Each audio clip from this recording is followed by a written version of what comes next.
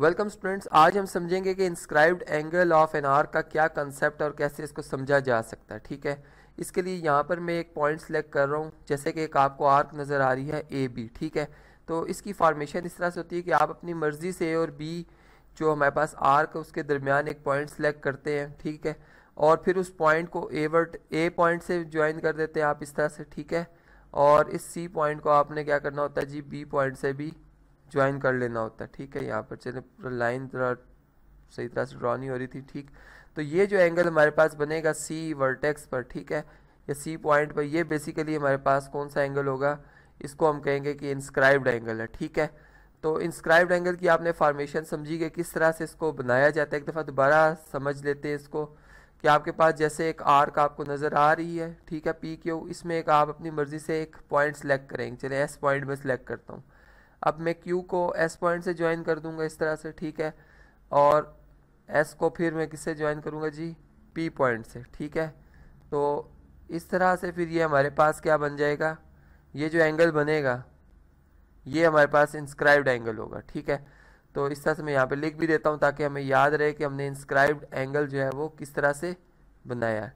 ठीक है, तो ये इंस्क्राइब्ड एंगल की अब फॉर्मेशन थी। अब इसको समझते हैं कि अगर हमारे पास, चूँकि यहाँ पे कोई भी आर्क हो, हमने देखा कि उसका इंस्क्राइब्ड एंगल ऐसे बनता है। ठीक है, अब इसको फर्दर स्टडी करते हैं कि इंस्क्राइब्ड एंगल, अगर सपोज हमारे पास जैसे एक सर्कल है, यहाँ पे मैंने ड्रॉ किया है, एक सर्कल है जिसमें एक आर्क ए बी नज़र आ रही है। अब ए बी आर्क अगर आप देखें ए से लेकर बी तक, तो ये हमारे पास कौन सी आर्क है जी, माइनर आर्क है। ठीक है, मैं यहाँ पे लिख भी देता हूँ कि माइनर आर्क कौन सी है जी, ए बी।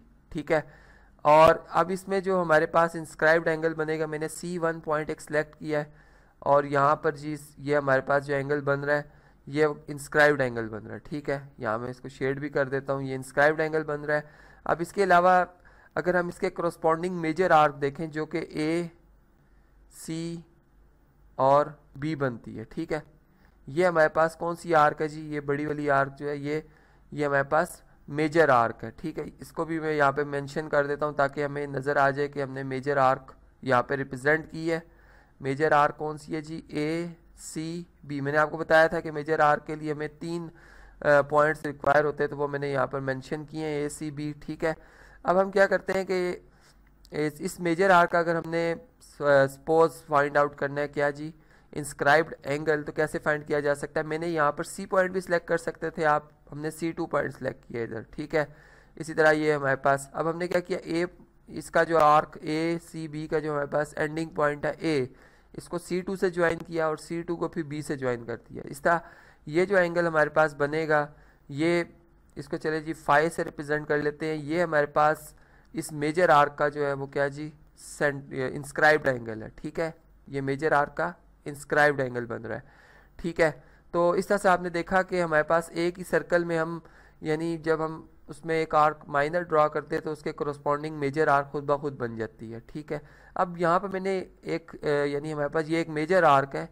ठीक है, ये कौन सी आर्क है जी, ये मेजर आर्क है, और इसका अगर मैं इसको रिप्रेजेंट करूँ तो P, यहाँ पे मैंने एक पॉइंट लिया R। ठीक है, तो मैं इसको इस तरह से लिखूँगा PRQ। ये हमारे पास जो आर्क है ये कौन सी आर्क है जी, ये एक मेजर आर्क है। ठीक है, अब इस मेजर आर्क में जो हमारे पास इंस्क्राइब्ड एंगल बन रहे हैं, जैसे अगर आप देखें तो हमारे पास जो पहला एंगल बन रहा है यहाँ पर, ठीक है, ये हमारे पास फर्स्ट एंगल बन रहा है, इसको मैं θ1 से रिप्रेजेंट कर लेता हूँ। ठीक है, इसका ये हमारे पास सेकंड एंगल बन रहा है, उसी एक ही मेजर आर्क में मैं डिफरेंट इंस्क्राइब्ड एंगल जो है वो यहाँ पे बना रहा हूँ। ठीक है, इसी तरह ये हमारे पास थर्ड नंबर पे एंगल आ रहा है, इसको मैं कह देता हूँ कि ये मेरे पास θ3 है इसकी मेजरमेंट। ठीक है, और इसी तरह ये हमारे पास जो लास्ट में एंगल बन रहा है यहाँ पे मैंने बनाया, ये हमारे पास कौन सा जी, θ4 है।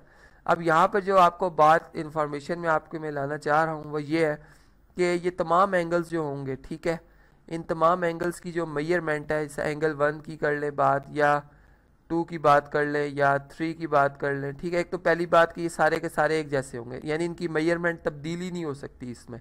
अब मैं R1 पॉइंट यहाँ पे रख रहा था, यहाँ पे R2 रख रहा हूँ, PQ अपनी जगह पे फिक्स है, लेकिन इन एंगल्स की मेजरमेंट अपनी जगह पे कांस्टेंट है। ठीक है, ये एक जैसे होते हैं। एक तो ये हमारी बात इन्फॉर्मेशन में आई। ठीक है, दूसरी बात ये कि जो हमारे पास मेजर आर्क होती है उसका जो इंस्क्राइब्ड एंगल होता है वो हमेशा 90 डिग्री से लेस बनता है। ठीक है, तो यहाँ पे मैं ये कहूँगा कि ये तमाम के तमाम जो है वो कौन से एंगल है जी, एक्यूट एंगल्स हैं, ठीक है। ये बात आपकी इंफॉर्मेशन में होनी चाहिए, ऑब्जेक्टिव पॉइंट ऑफ व्यू से बहुत इंपॉर्टेंट है। इसी हिसाब से हम अगर यहाँ पर एक मैं आर्क लेता हूँ जो कि अब ये सेमी सर्कल है, ठीक है। ये कौन सा जी, चूँकि इसमें ये यहाँ पे मैं सेंटर शो कर रहा हूँ सर्कल का, तो बिल्कुल ये डायमीटर यहाँ पर ड्रॉ हो जाता है। तो ये हमारे पास कौन सी ये आर्क है जी, सेमी सर्कुलर आर्क है, ठीक है।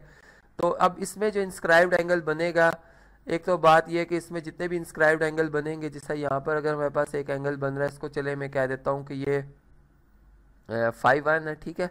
इसी तरह यहाँ पे जो एंगल बन रहा है इसको मैं 5-2 कह देता हूँ, और इधर जो हमारे पास एंगल बन रहा है ये हमारे पास 5-3 बन रहा है। ये तमाम मेजरमेंट में क्या होंगे, बराबर होंगे। दूसरी बात ये है कि ये तमाम एंगल्स जो हैं, यानी ये 90 के बराबर होते हैं, ये राइट एंगल बनते हैं यहाँ पर, ठीक है। इन तमाम की मेजरमेंट क्या होगी जी, 90 डिग्री होगी। तो ये एक और बात आपकी इंफॉर्मेशन में आ गई कि अगर सेमी सर्कल होगा तो उसका जो इंस्क्राइब्ड एंगल होगा वो एग्जैक्ट 90 डिग्री का होगा, यानी राइट एंगल होगा। अब इसी तरह लास्ट में हमारे पास जो आर्क बच जाती है वो माइनर आर्क है, ठीक है। यहाँ पे मैंने माइनर आर्क रिप्रेजेंट की है। अब ये माइनर आर्क में जितने भी हमारे पास इंस्क्राइब्ड एंगल बन रहे हैं, ये तमाम के तमाम जो हैं वो हमारे पास क्या होंगे जी, एक तो बराबर होंगे, ठीक है।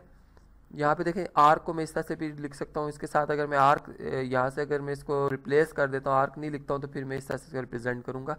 तो अब ये जो हमारे पास यू वी आर्क है, ठीक है, इसमें जो इंस्क्राइब्ड एंगल बन रहे हैं एंगल यू V1 V, ठीक है, इसको मैं चले θ1 से रिप्रेजेंट कर लेता हूँ। इसी तरह यहाँ पे जो हमारे पास इंस्क्राइब्ड एंगल बन रहा है ये हमारे पास θ2 है, ठीक है। इसी तरह यहाँ पे जो इंस्क्राइब्ड एंगल बन रहा है ये हमारे पास θ3 है। ये तमाम मेजरमेंट में बराबर होंगे, और दूसरी बात ये कि इनकी जो मेजरमेंट है वो हमेशा 90 डिग्री से ज़्यादा होगी, ठीक है, 90 डिग्री से ज़्यादा होगी। यानी ये तमाम एंगल्स जो हैं ये तमाम के तमाम कौन से एंगल होंगे जी, ऑब्ट्यूज एंगल होंगे, जो कि 90 डिग्री से क्या होते हैं, ज़्यादा होते हैं, ठीक है।